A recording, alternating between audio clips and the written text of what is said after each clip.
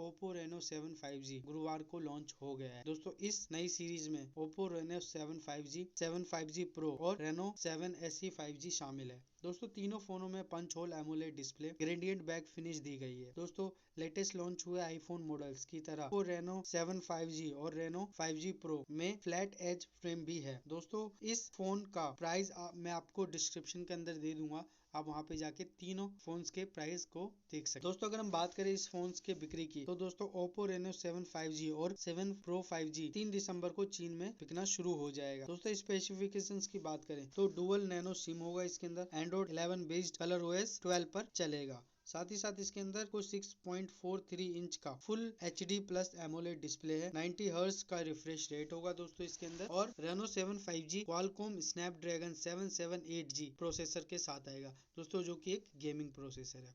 दोस्तों इसमें आपको 12 GB की रैम होगी और दोस्तों ये ट्रिपल रियर कैमरा के साथ आएगा, जिसमें 64 मेगापिक्सल का मेन सेंसर, 8 मेगापिक्सल का वाइड एंगल कैमरा, जिसमें 2 मेगापिक्सल का माइक्रो लेंस होगा। दोस्तों फोन में आपको 32 मेगापिक्सल का सोनी IMX709 सेंसर वाला कैमरा भी देखने को मिलेगा।